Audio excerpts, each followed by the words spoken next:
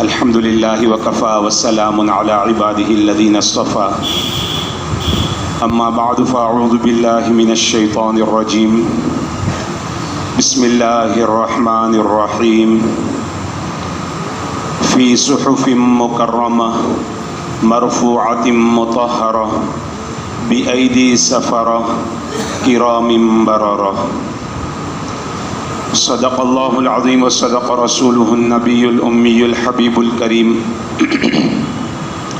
ونحن على ذلك لمن الشاهدين والشاكرين والحمد لله رب العالمين سلام على خير الأنام والسيد حبيب إله العالمين محمد بشير نذير هاشمي مكرم عطوف رؤوف من يسمى بأحمد اللهم صل على محمد كلما ذكره الذاكرون وصل على محمد كلما غفل عن ذكره الغافلون.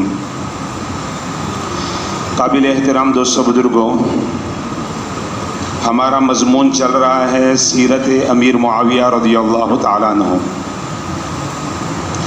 گزشتہ جمعہ میں ہم نے یہ بات سنی تھی کہ سیدنا علی رضی اللہ تعالیٰ عنہ یہ چاہتے تھے کہ پہلے سب لوگ ایک خلیفہ کے ہاتھ پر بیعت کر لے، اس کے بعد انصاف قائم کیا جائے گا. سیدنا امیر معاویہ رضی اللہ تعالیٰ عنہ یہ چاہتے تھے کہ انصاف قائم کیا جائے، جس کی وجہ سے لوگ ایک خلیفہ کے اوپر بیعت ہونے کے لیے تیار ہو جائیں گے. دونوں حضرات کے درمیان میں یہ بات تو متفق تھی. حضرت علی رضی اللہ تعالیٰ عنہ انکار نہیں کر رہے تھے، بس جلدی لینے میں یا دیر سے لینے میں یہ بات اختلاف کا سبب بنی. خیر بہرحال وہ ساری تفصیل ہمارے سامنے گزشتہ جمعہ میں آ چکی تھی. صلح ہو گئی ہے دونوں حضرات کے درمیان میں اور حکومت آدھی آدھی تقسیم ہو گئی ہے. 2.5-3 سال اسی طرح عافیت کے ساتھ گزرے. سن ہجری 40 میں حرم کعبہ میں 3 بدبخت لوگ جمع ہوتے ہیں اور وہ وہاں بیٹھ کر حالات کا تذکرہ کرتے ہیں. حالات کا تذکرہ کرتے ہوئے ان لوگوں نے جو نتیجہ نکالا وہ یہ نکالا کہ جب تک مسلمانوں کے درمیان میں یہ 3 لوگ زندہ رہیں گے، مسلمان آپس میں لڑتے رہیں گے. وہ 3 کون سی بزرگ ہستیاں ہیں؟ پہلے نمبر پر سیدنا علی رضی اللہ تعالیٰ عنہ ہیں، دوسرے نمبر پر سیدنا امیر معاویہ رضی اللہ تعالیٰ عنہ ہیں، اور تیسرے نمبر پر حضرت عمرو بن عاص رضی اللہ تعالیٰ عنہ ہیں. یہ بدبخت یہ سوچ رہے ہیں کہ ان تینوں بزرگوں کی وجہ سے امت کے اندر انتشار ہے. بہرحال وہ لوگ حرم کعبہ میں بیٹھ کر پلان کر رہے ہیں، منصوبہ بنا رہے ہیں ان تینوں حضرات کو قتل کرنے کا. اور انہوں نے طے کر لیا سن ہجری 40 میں رمضان کا مہینہ ہوگا، 17 تاریخ ہوگی. ایک ہی وقت میں فجر کے وقت میں تینوں لوگ اپنی اپنی جگہ پر جا کر ان تینوں بزرگوں کے اوپر حملہ کریں گے اور ان کو شہید کر دیں گے. وہ پلان کرنے والے 3 بدبخت کون تھے؟ ایک عبد الرحمن ابن ملجم کندی تھا، دوسرے نمبر پر برق بن عبداللہ تمیمی تھا، تیسرے نمبر پر عمرو بن بکر تمیمی تھا. یہ 3 بدبخت تھے.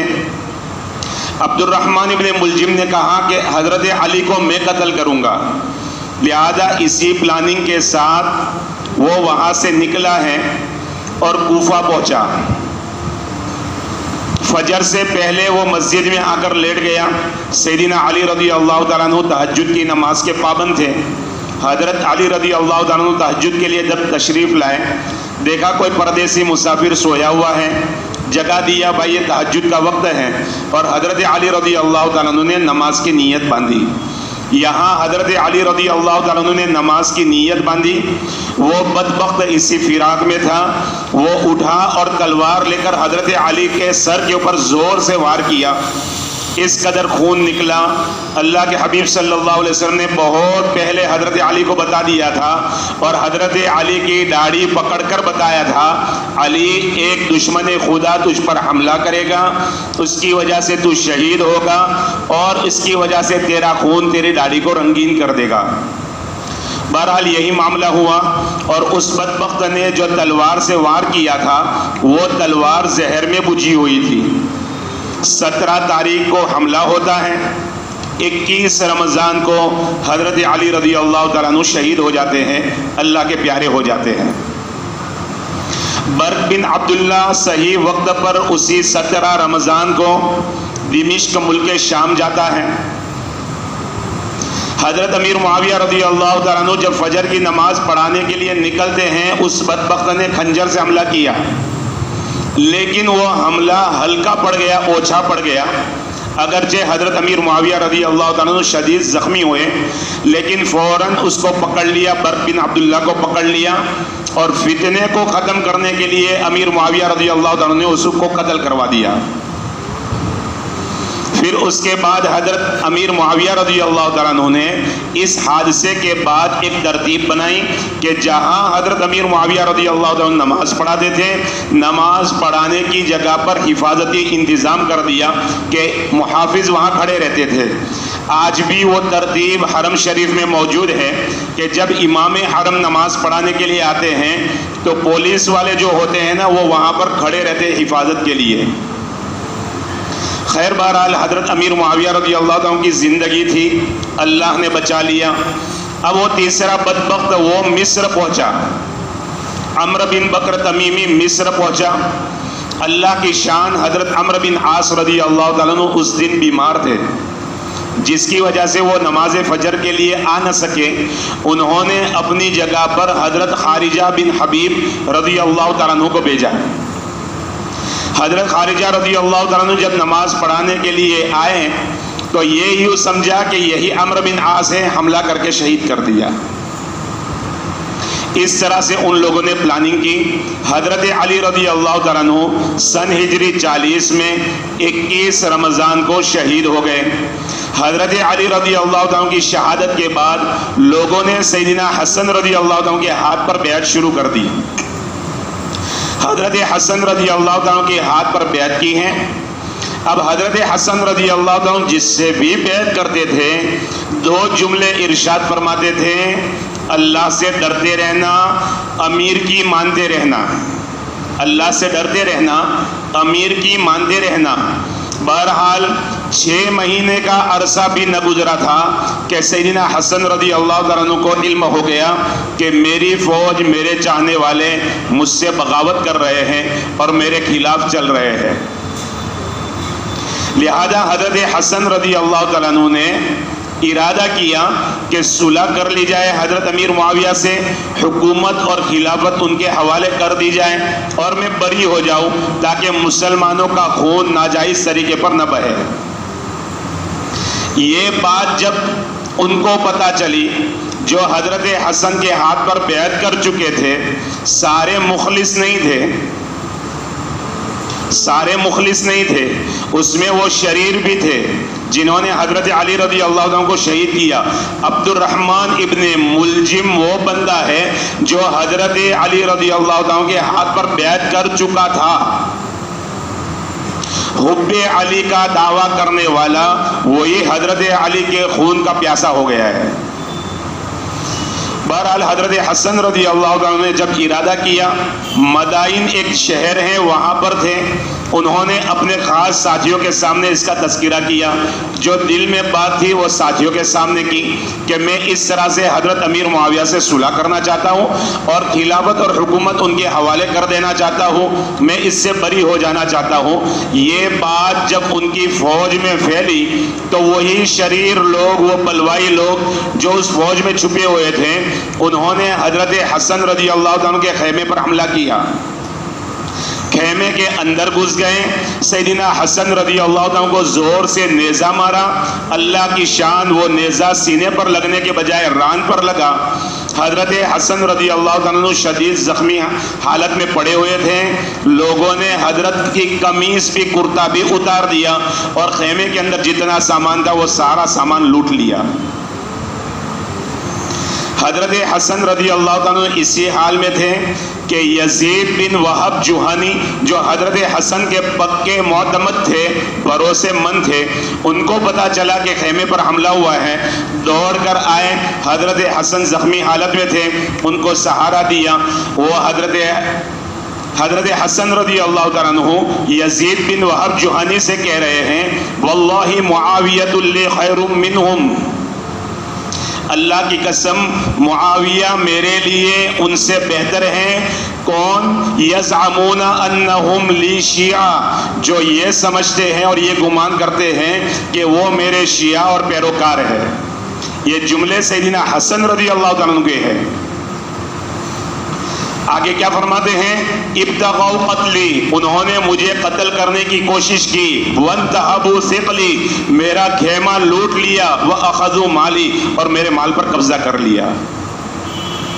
جب یہ حادثہ بنا تو حضرت حسین رضی اللہ عنہ کو بلایا اور اپنے بہنوئی حضرت عبداللہ ابن جعفر رضی اللہ عنہ کو بلایا اور چند بھروسے مند حضرات کو بلایا. حضرت حسن نے وہ پوری بات ان کے سامنے رکھی کہ دیکھو اگر اس طرح سے ہم رہیں تو یہ خون خرابہ ہوتا رہے گا، حملے ہوتے رہیں گے.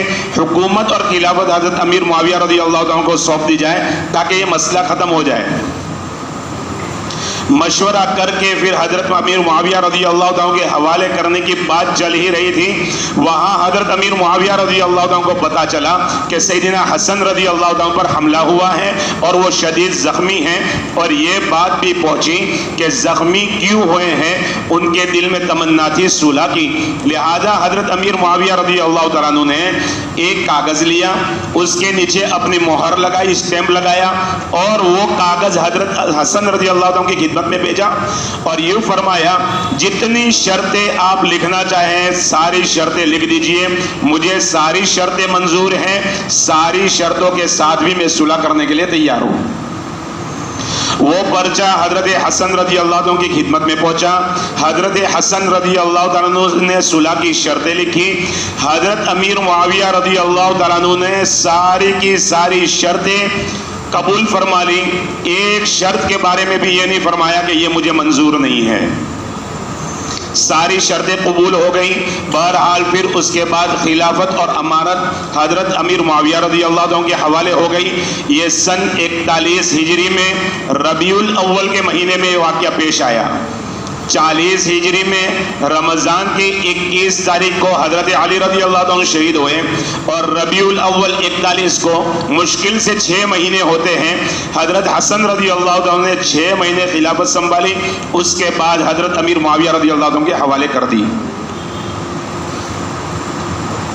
سیدنا حسین رضی اللہ تعالیٰ عنہ نے بھی اپنے بھائی کی بات کی تائید فرمائی اور حضرت حسین رضی اللہ تعالیٰ عنہ نے بھی امیر معاویہ رضی اللہ عنہ کے ہاتھ پر بیعت فرما لی تھی. کوفیوں نے بہت ورگلایا، بڑی کوشش کی سیدنا حسین رضی اللہ تعالیٰ عنہ کے اوپر کہ کسی بھی طرح بیعت توڑ دے.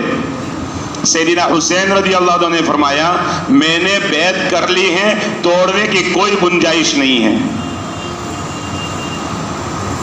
اب جب سیدنا حسن رضی اللہ عنہ نے صلح کر لی، صلح کرنے کے بعد جب وہ چلے ہیں تو جو شریر لوگ تھے انہوں نے سیدنا حسن رضی اللہ عنہ سے ابھی محبت کا دعویٰ کر رہے تھے، ابھی اپنی محبت جتلا رہے تھے. ان لوگوں نے سیدنا حسن رضی اللہ عنہ کو کافر کہا. 4 بڑے بڑے جملے سیدنا حسن رضی اللہ عنہ کی شان میں غصاکی کے طور پر ان لوگوں نے استعمال کیے. پہلا لفظ انہوں نے کہا او کافر. آپ اندازہ لگائے آل رسول ہے، علی کے بیٹے ہیں اور کیا کہہ رہے ہیں؟ ایک طرف حب علی کا دعویٰ ہے اور دوسری طرف علی کے بیٹے کو یوں گالیاں دی جا رہی ہے. دوسرے نمبر پر کہا گیا مسود وجوہ المسلمین، مسلمانوں کے چہروں کو کالا کرنے والے. یعنی آپ نے تو مسلمانوں کو رسوا کر دیا یہ صلح کر کے. تیسری بات کہی گئی مذلل المؤمنین، ایمان والوں کو ذلیل کرنے والے، آپ کی حرکت سے سارے ایمان والے ذلیل ہو گئے۔ اور چوتھی بات جو انہوں نے کہی وہ تھی عار المسلمین، تم نے مسلمانوں کو شرمندہ کر دیا۔ سیدنا حسن رضی اللہ عنہ نے کوئی جواب نہیں دیا، بہرحال وہاں سے کوفہ چھوڑ دیا اور مدینہ منورہ پہنچے، اور اپنی زندگی انہوں نے مدینہ منورہ میں پوری کی۔ کوفہ کو چھوڑ دیا، مدینہ منورہ آ گئے۔ جب مدینہ منورہ آئے تو کچھ لوگوں نے سیدنا حسن رضی اللہ تعالیٰ عنہ سے وہی پرانی بات جو سنی تھی ان کے سامنے تذکرہ کیا، اور حضرت امیر معاویہ رضی اللہ تعالیٰ عنہ کے تعلق سے سخت لفظ کہے۔ تو سیدنا حسن رضی اللہ تعالیٰ عنہ نے فرمایا ایسا نہ کہو، لا تقل ذالک، ایسی بات نہ کہو، انی سمعت رسول اللہ صلی اللہ علیہ وسلم یقول، اس لیے کہ میں نے اللہ کے حبیب صلی اللہ علیہ وسلم کو یہ فرماتے ہوئے سنا ہے، لا تذهب الایام واللیالی، یہ دن رات کی گردش ختم نہیں ہو سکتی، حتی یملک معاویہ، جب تک کہ حضرت امیر معاویہ امیر نہ بن جائے اور خلیفہ نہ بن جائے۔ میں نے اللہ کے حبیب کی زبانی یہ بات سنی ہے، یہ تو ہونے ہی والا تھا۔ یہ سیدنا حسن رضی اللہ عنہ کے الفاظ ہے سیدنا امیر معاویہ رضی اللہ عنہ کے تعلق سے۔ سیدنا حسین رضی اللہ تعالیٰ عنہ ایک مرتبہ حضرت امیر معاویہ رضی اللہ تعالیٰ عنہ کے پاس گئے، پتہ چلا جامع دمشق میں، جامع مسجد میں حضرت امیر معاویہ رضی اللہ تعالیٰ عنہ مسلمانوں کو خطبہ دے رہے ہیں، وعظ فرما رہے ہیں، بیان فرما رہے ہیں۔ حضرت حسین رضی اللہ عنہ داخل ہوئے، حضرت حسین کو دیکھ کر امیر معاویہ خاموش ہو گئے۔ سیدنا حسین رضی اللہ تعالیٰ عنہ نے بلند آواز سے کہا، اے آل محمد کے گروہ، اے آل محمد کی جماعت، جو کل قیامت کے دن کلمہ طیبہ پڑھتا ہوا آئے گا وہ بخش دیا جائے گا۔ حضرت امیر معاویہ رضی اللہ تعالیٰ نے پوچھا، بھتیجے آل محمد کے گروہ سے کون مراد ہے؟ آل محمد کے گروہ میں اور جماعت میں کون شامل ہے؟ تو سیدنا حسین رضی اللہ عنہ نے فرمایا، جو ابو بکر، عمر، عثمان اور معاویہ کو گالی نہیں دیتے، یہ آل محمد کے گروہ میں شامل ہے۔ میرے محترم دوستو بزرگوں، بات سمجھنے کی یہ ہے کہ اہل بیت نے سیدنا امیر معاویہ رضی اللہ تعالیٰ عنہ سے کس طرح سے محبت کی ہے۔ حضرت امیر معاویہ رضی اللہ تعالیٰ عنہ اللہ سے کیسے ڈرتے تھے وہ پہلو ہم نے چھوڑ دیا۔ یقیناً وہ اللہ سے بڑے زبردست سے ڈرتے تھے، سیرت کی کتابوں میں لکھا ہوا ہے۔ اللہ والوں کی نگاہ میں، صوفیاء کرام کی نگاہ میں، محدثین کی نگاہ میں امیر معاویہ کا کیا مقام تھا وہ سارا کتابوں کے اندر لکھا ہوا موجود ہے۔ ہمیں یہ بتانا مقصود تھا کہ اہل بیت حضرت امیر معاویہ رضی اللہ عنہ سے کس طرح محبت کرتے تھے اور ان کے باہمی تعلقات کیسے تھے۔ ہم جو سن رہے ہیں اور جو کتابوں میں لکھا ہے زمین آسمان کا فرق ہے۔ بہرحال میرے محترم دوستو بزرگوں، حضرت حسین رضی اللہ تعالیٰ عنہ نے بھی پوری زندگی، حضرت حسن رضی اللہ تعالیٰ عنہ نے بھی پوری زندگی حضرت امیر معاویہ رضی اللہ تعالیٰ عنہ کی بیعت کو برقرار رکھا، بیعت کو توڑا نہیں ہے۔ اور وقتاً فوقتاً یہ دونوں صاحبزادے حضرت امیر معاویہ رضی اللہ تعالیٰ عنہ سے ملنے کے لیے جایا کرتے تھے۔ جب بھی یہ حضرات اور یہ شہزادے جاتے تھے، حضرت امیر معاویہ رضی اللہ تعالیٰ عنہ اپنی کرسی پر سے کھڑے ہو جاتے تھے، ان کا استقبال کرتے تھے، ان کی پیشانی کو چومتے تھے اور اس کے بعد ادب کے ساتھ بٹھاتے تھے۔ ایک مرتبہ سیدنا حسن رضی اللہ تعالیٰ عنہ اکیلے ملک شام حضرت امیر معاویہ رضی اللہ تعالیٰ عنہ کے پاس پہنچے۔ حضرت امیر معاویہ رضی اللہ تعالیٰ نے چہرہ دیکھ کر پہچان لیا، یقیناً کوئی غم کھائے جا رہا ہے۔ پوچھا، بھتیجے کیا بات ہے، کوئی غم ہے، کوئی پریشانی ہے، آپ بتائیے۔ تو حضرت حسن رضی اللہ تعالیٰ نے فرمایا، مجھ پر 6 لاکھ کا قرض ہو گیا ہے، مجھ پر 6 لاکھ کا قرض ہو گیا ہے، ادائیگی کی کوئی شکل فوری طور پر نظر نہیں آتی، اس لیے تھوڑا سا غم ہے۔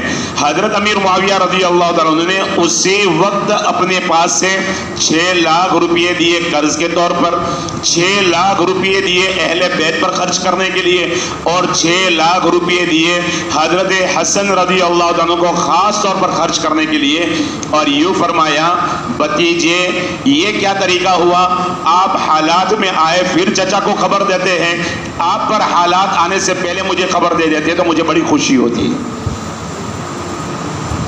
یہ تعلقات تھے ان حضرات کے آپس میں۔ سیدنا حسین رضی اللہ تعالیٰ عنہ کو بھی سیدنا امیر معاویہ رضی اللہ تعالیٰ عنہ تحفوں سے نوازا کرتے تھے۔ امہات المومنین کی خدمت میں مستقل حضرت امیر معاویہ رضی اللہ تعالیٰ عنہ تحفے بھیجا کرتے تھے۔ ایک مرتبہ اما جان عائشہ صدیقہ رضی اللہ تعالیٰ عنہ کی خدمت میں ایک قیمتی ہار بھیجا جو اس زمانے میں 2 لاکھ درہم کا تھا۔ اما صدیقہ کی خدمت میں جب وہ پہنچا، ایک پاک خادم بھی موجود تھے، وہ تحفہ دینے والا تحفہ دے کر چلا گیا، یہ کہہ کر گیا امیر المومنین کی طرف سے آپ کو ہدیہ ہے۔ حضرت عائشہ صدیقہ رضی اللہ تعالیٰ نے قبول فرمایا۔ اس کے بعد وہ جو خادم تھے انہوں نے سوال کیا، اما جان کیا وہ ہمارے امیر المومنین ہیں؟ کیا وہ ہمارے امیر المومنین ہیں؟ اما عائشہ صدیقہ رضی اللہ تعالیٰ نے فرمایا اس میں کوئی شک ہے؟ یقیناً وہ ہمارے امیر المومنین ہیں۔ یہ محبتیں تھی اہل بیت کے درمیان، آل علی کے درمیان اور حضرت امیر معاویہ رضی اللہ عنہ کے درمیان۔ اتنا ہی نہیں بلکہ یہ عبداللہ ابن جعفر رضی اللہ تعالیٰ عنہ جو حضرت حسنین کریمین شریفین کے بہنوئی ہوتے ہیں، ان کا امیر معاویہ رضی اللہ عنہ کے ساتھ اس قدر گہرا تعلق تھا کہ انہوں نے اپنی بیٹی ام محمد کا نکاح حضرت امیر معاویہ رضی اللہ عنہ کے بیٹے یزید کے ساتھ کیا۔ یزید اس وقت خلیفہ نہیں بنا تھا، وہ سارا جو منظر بعد میں بنا وہ پیش نہیں آیا تھا۔ اپنی بیٹی کا نکاح یزید کے ساتھ کیا۔ اتنا ہی نہیں بلکہ جب اللہ نے حضرت عبداللہ ابن جعفر کو بیٹا دیا تو انہوں نے اپنے بیٹے کا نام معاویہ رکھا۔ پھر غازی عباس جن کو عباس علمدار کہا جاتا رضی اللہ تعالیٰ عنہ، حضرت غازی عباس نے بھی اپنے بیٹے کا نام معاویہ رکھا۔ اگر اہل بیت حضرت امیر معاویہ سے دشمنی رکھتے، ان سے بیر رکھتے، ان سے نفرت کرتے اور ان کو پسند نہ کرتے تو حضرت امیر معاویہ کا نام اپنی اولاد کا کیوں رکھتے؟ بہرحال میرے محترم دوستو بزرگوں، سیرت میں سینکڑوں واقعات ہیں، یہ مختصر باتیں تھی جو آپ حضرات تک پہنچائی گئی۔